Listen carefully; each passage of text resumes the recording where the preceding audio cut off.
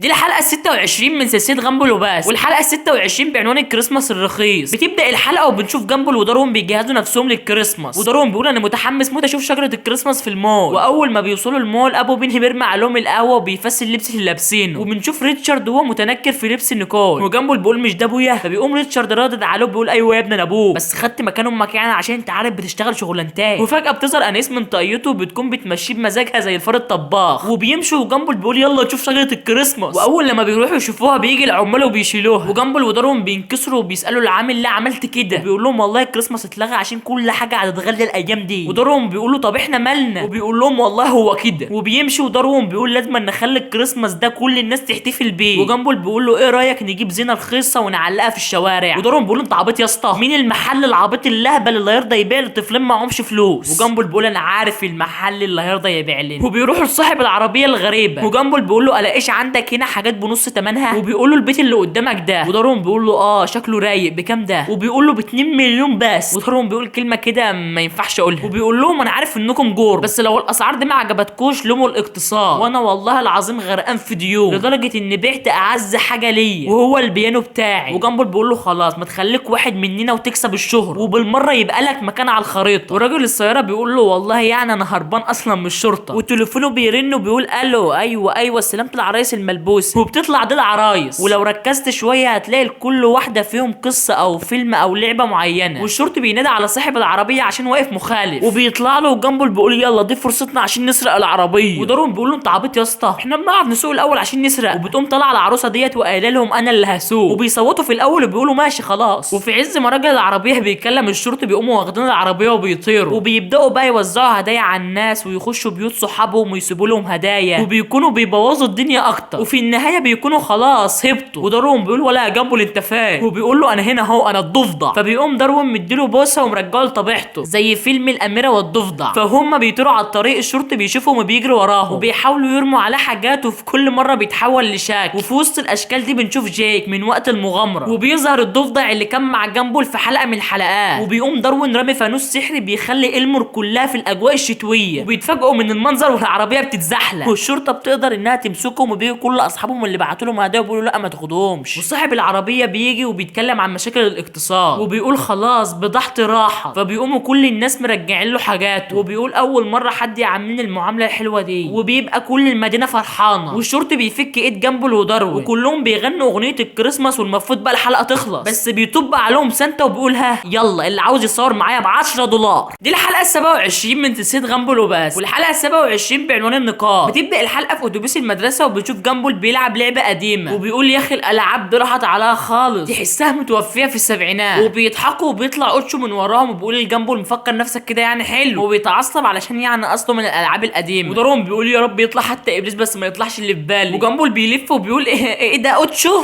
كنت بسال عليك اول الصبح هعمل ايه. واوتشو بيرد عليه وبيقول له خلاص انت عصبتني، وبيطلع نار من بيتخرج من الاتوبيس. وجامبل بيقول اول مره اشوف ضربه اقوى من بتاعه ابويا. وبيطلعوا يجروا واوتشو بيفضل يضرب عليهم نار، وبيني بتقع على الارض، وجامبل بيقول لا بيني لا وحياه ابوه خد اخويا. وبيقوم اوتشو مد واحده بيفجر الاتوبيس باللي فيه، وبيكون جامبل وداروين يتفشخوا. واوتشو بيهدى وبيقول لهم انتوا طبعا عارفين ان انا اصلي من الالعاب القديمه، ولما حد بيتكلم غلط في ظهري بيحصل لي توبات غضب. وجامبل بيقول يلا قبل ما اتعصب من هنا تاني. وبيقول لهم انا عارف ان ده حاجه وحشه واني نفسي اتخلص منها بس مش عارف. وداروين بيقول لجامبل لازم نساعده يا اسطى، وجامبل بيوافق وبيوديه لمقر القمامه. وداروين بيقول له بص بقى انا عايزك تطلع كل غضبك هنا. وفعلا اوتشو بيعمل كده وبيطلع غضبه على القاره كلها. وداروين بيقول عامل ايه، بيقول له لسه متعصب. وبيبداوا يساعدوه عشان يهدى، وبيودوه التمرين وبيتعصب، المزرعه بيتعصب، يلعبوه على الكمبيوتر يتعصب، يسموه حمو بيكا يتعصب، يخيطوه يتعصب، ينزهوه يتعصب، يهدوه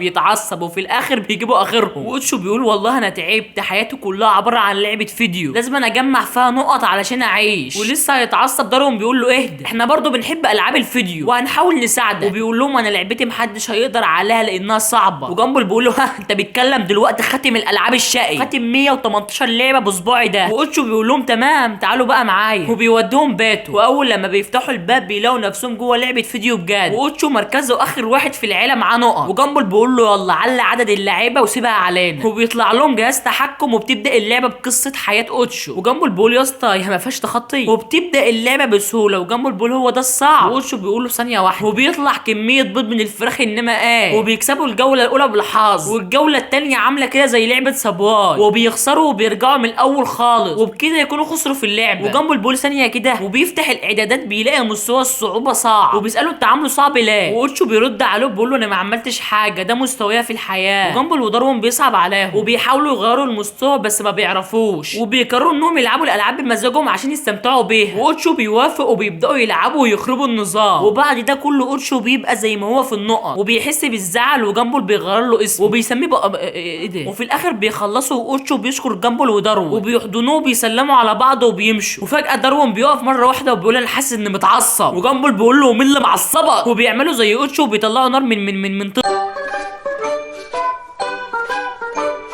دي الحلقه 28 من سلسله غامبل وبس. والحلقه 28 بعنوان المذكرات. بتبدا الحلقه في المدرسه وبنشوف داروين هو بيحاول يتسلل للحمام، وجامبل بيطلع وراه وبيقول له اصلا لو حبستها اكتر من كده هتنزل لوحدها. وداروين بيشاور له وبيقول له شمال يمين فوق تحت هتروح تعملها وتغسل وتطلع. وبيحاول يروح الحمام على طريقه النينجا، وجامبل يا عيني بيبقى ماسكها بالعافيه، وبيبقى في ورقه على راس داروين، وجامبل بيقول له ايه الورقه اللي على راسك دي؟ وداروين بيمسكها وبيفتحها وبيبقى مكتوب فيها ويلسون الكراش بتاعي وهو احترف لي بحبه النهارده. وجامبل وداروين بينفكروا من اللي سمعوه، وجامبل بيقول يا ترى مين اللي بيحب ويلسون؟ وفجاه بيظهر الطباخ وبيقول لهم البت كلير هي اللي بتحبه. وجامبل بيقول لي اصلا ما ينفعش نقرا الخصوصيه بتاعت حد هنا، نقراها في المكتبه، افتح الله يلا واقرا لي لما نعرف القصه دي بتقول ايه. وبيحطوا الورق في كتاب علشان ما حدش يشك فيهم. يا معلم دماغ برضه. وبيبقى مكتوب الحياه في إلمور مليانه بعيال عرق ما عدا واحد بس وهو ويلسون، وبتبقى دي كلير وويلسون بيشاور لها. فاحنا واقفين مع بعض اتلخبطت في الكلام وقلت له احنا زي الاخوات، ومن ساعتها زعل مني ومشي. وداروين بيقول لي اصلا في حاجه مش مظبوطه، وبيقوم جنبه جايب فشار وبطانيه وبيقول له كمل. وبعدين حسيت انه بيحاول يتجنبني ويبعد عني، بس انا حاسه انه عارف ان انا عندي كراش وهو غريفوري. وبنشوفه هو بيحاول يتصور وبيقول لها معلش ممكن صوره، وكلير بتقول له مفيش مشكله اتفضل، وبيقول لها معلش خليها بورتريه، وبيحاول انه يعترف لها بحبه بس بيتكسف وبيمشي، وبيوقع حته الطص ديت وبيجي ويلسون وبيقومه. وبعدين بقى حاولت اشاور له قام مشاور لي، وبيبقى خلاص وقع في حب بعض. وجامبل بيقول ايوه حب من نظره واحده، وداروين بيقول له لسه ما عرفناش حاجه. وبيبقى اخر ورقه مرسوم فيها ويلسون وهو زعلان، وبيتفاجئوا من اللي شافوه وبيكملوا القصه. وبتبقى كلير مش عارفه تعمل ايه، وبتخش اوضه اللبس وبتلاقي ويلسون هناك، وبتقول له انا حاساك انك زعلان، وبيقول لها اصل انا هسيب المدرسه ديت واروح مدرسه عسكريه. وكلير ما بتبقاش مصدقه وبيقول لها معلش مش هنعرف نبقى اصحاب، بس يعني لو غيرت رايك هتلاقينا عند موقف المواصلات يوم الجمعه بعد المدرسه. وبتبقى دي نهايه القصه. وداروين بيقول لا لازم نعرف اللي هيحصل. وجامبل بيقول له لحظه ده النهارده الجمعه، وبيجروا على الشباك بيلاقوا ويلسون مستني الميكروباص. وداروين بيقول هي فين كلير؟ بتقول له انا هنا اهو، وبيقول لها انت ليه مش مع ويلسون دلوقتي؟ وبتقول له ويلسون يعني معايا حبيب جاريل. وداروين بيقول لها بس احنا قرأنا مذكراتك. وبتقول له مذكرات ايه؟ انا اصلا ما عنديش مذكرات. وجامبل بيقول لحظه كده لا داروين بص كده اللي مكتوب في الظهر. وداروين بيقول مكتوب النجده انا محشور في الحمام. وبيحصل لهم الرياكشن ده وبيجروا يشوفوا الحمام. وجامبل بيقول مين اللي جوه؟ وبتبقى دي ليزلي. وبنرجع بالسيناريو وبتبقى ليزلي بدل كلير، وكل المواقف اللي حصلت ده حصلت لها هي. وجامبل وداروين يعني بيتفشخوا من الصدمه، تحسنا كده قلبنا في كرتون سكوبي دو. وبيجروا عند ويلسون بالورق بالشكل ده، وبيروحوا يلاقوه في مكان اعاده التدوير، وبيقول لهم ده مكاني. وجامبل بيقول له لا ليزلي بتحبك، وبيقول له ايوه بس بتعتبرنا اخوات. وداروين بيقول له لا حتى بص كده على الصوره دي ليزلي بتحبك. وويلسون بيوافق يرجع لها، وبياخدوه يكرمشوه وبيدخلوه الحمام، وبيكونوا حبوا بعض جوه. وجامبل بيعيط وداروين بيقول له يا عم ما كانتش قصه حب يعني. وجامبل بيقول له طز فيهم يا اسطى القلوط نزل. دي الحلقه 29 من سلسله غامبل وبس. والحلقه 29 بعنوان العقاب. بتبدا الحلقه في بيتنا الجميل وبنشوف نيكول وهي بتفشخ المنبه، وجامبل برضه نفس الموضوع. فبيصحوا هم مش طايقين حتى نفسهم، وبينزلوا ياكلوا وهم هاديين. وبيجي ريتشارد يهزر معاهم بيقوموا قايلين له روح يا ابني يا ناقصاك. وبيقول للانايس هم مالهم، وتقول له النهارده جامبل خد استدعاء ولي امر من المدرسه عشان بيتاخر كتير. وهو بيقول لها انت السبب، وهي بتقول له انت السبب. وبيقول لهم طب مين السبب؟ وداروين بيتدخل وبيقول له مش لازم نعرف. هما بيتعصبوا كده على اي حاجه تافهه وهينفخوا بعض دلوقتي. وريتشارد بيقول لا انا الكبير هنا. وداروين بيقول له لو ذكر روحوا شم من بعض. وبيكون جامبل ونيكول بيعجنوا بعض بره، وريتشارد بيقول يلا نختفي بدل لما نتنفق. بيطلعوا بره وبيبقوا عمالين يحاربوا في بعض. جامبل يحاول يفتح باب العربيه بتقوم نيكول دايسه زرار التشغيل بيقوم طاير. بيركبوا العربيه يفضل جامبل يخبط ونيكول بتتعصب. بتقوم نيكول مره واحده حاوده العربيه وجامبل بيجي على ميه. بيقوم جامبل مشغل درجه الحراره وماسك الميه ولسه هيشرب. بتقوم نيكول مزوده السرعه والميه بتتكب عليه، وبتشغل المكيف بيقوم متجمد. ادي كده 2-1. فبيقوم معلي الراديو ونيكول بتحاول توطيه، وجامبل بيقول لها لا وبيمسكوا في بعض. وفجاه هما ماشيين بتقوم عربيه جايه مخالفه بتخليهم يعملوا حادثه، وبتحاول نيكول تصلح العربيه بس بتتفشخ. وبتتعصب وبتقول عادي هنطلب تاكسي بس في ازازه بتيجي في التليفون بتخرمه. وفي الاخر بيركبوا وسيله المواصلات الحديثه دي وبيقدروا ان هم يوصلوا المدرسه. المدرسه وبيخشوا عند المدير، وبتبقى الست الحربيه دي قاعده تقول بصفتي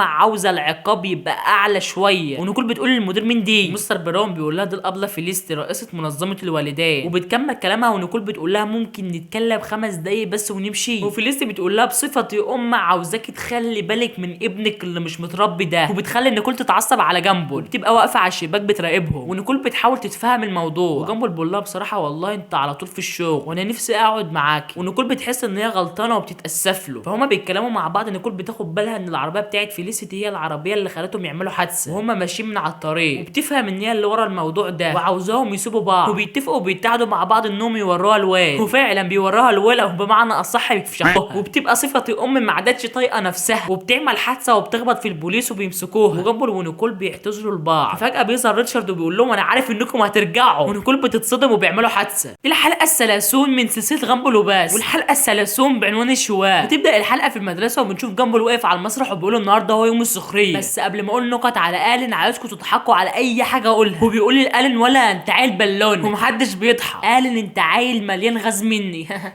طب الين انت رابط الخيط دوت فين؟ وبيخلص تهزيق في الين، والين بيقول له طب شكرا دلوقتي يا جماعه البوفيه مفتوح للي عايز ياكل. وجنبه البوت بوفيه ايه؟ والين بيرد عليه وبيقول له ده حفله للاطفال الايتام دي، وبنحاول نعلمهم عدم التنمر على حد. وجنبه ساعتها بيقول في حاجه في زوري كده، وبتكون نظرات كل الناس له وحشه. وبيقول يعني هم بيعلموا العيال انهم ما يبقوش زيي. وبيروحوا المول وبيكون جنبه حاسس بالياس، وبيقول انا كنت فاكر ان كل الناس بتحبنا عشان نكتي جميله. ودارهم بيقول له ايوه اصلا انت كوميديان عالمي سامحني يا رب. وجنبه بيقف مره واحده وبيقول انا عايز الناس تحبني خلاص بقى، انا ما عدتش قايل غير الحاجات التحفيزيه بس، يعني ما عدتش مزعل حد تاني. وبيكون في واحد عاوز يفتح الباب بس بيدفعه لقدام، وجنبه لسه يقول له يا عجل شده، بيقوم داروين كاتبه. وبيكون بيحاول يفتح الباب بالعافيه وجنبه الكاتب الكلمه بالعافيه. وداروين بيمشوه بيوديه للست دي، وبتكون شايله برتقان كتير وكل شويه تقع منها برتقان. وجنبه لسه هيشتمها داروين بيمشيه، وبيكون كل الناس حواليه اغبياء. وبيروح الصحراء وبيطلع كل الكلام هناك. وداروين بيقول له يا ابني مش على كل حاجه تتعصب، وبيبدا يغني له اغنيه عن نشأة العالم. وفي الاخر جنبه بيقول له طب ماشي، وبيطلع لسانه الزفر من بقه وبيدفنه. وبيمشوا وبيروحوا للراجل اللي بيحاول يفتح الباب، وجنبه الولا بيكون في دماغه. وفجاه بيجي الين وبيقول لهم الاطفال من كتر ما احنا بنقول لهم كلام ايجابي خلاهم يتعصبوا علينا، وبيودوهم له. وبيكونوا عيال مشاغبين، والين بيقول لجنبه يلا روح قول لهم كلام وحش خلوهم يعيطوا، وبيودي لهم هناك. وجنبه بيقول لهم يا اطفال يا شكلهم كده مش ناويين يتفهموا. والين بيقول له روح قول لهم كلمتين من لسانك الزفر ده خلوهم يهدوا، وبيودي لهم تاني. وجنبه بيقول انت يا دير شكلك محتاج تتحشي رز، والله مش ناويين يتفهموا. والين بيقول له انت لازم تعرف ان الناس برضو المفروض يتهزقوا عشان يسمعوا الكلام وانا غلطان. وجنبه بيسيبهم وبيروح لمتحف الالسنه الزفر وبيطلبهم كلهم، وبيروح للاطفال وبيقول لهم ريدي ستيدي جو، وبيخشوا عليه وبيبدا يدي لكل واحد فيهم كلمه بيخليه يهدى. وبيجي على السن الصغير وبيقول له شكلك دير ساعات وبيخليه يهدى. وفي الاخر الاطفال بيروحوا، والين بيقول له عاوزنا اكافئك بايه؟ وجنبه بيقول له والله يعني هو في حاجه كده، وبيروح المؤتمر يضحك عليه. وبس كده. لو عجبك الفيديو ما تنساش لايكك واشتراكك، واستنوني في الحلقات الجايه ونقول ايه بقى. سلام.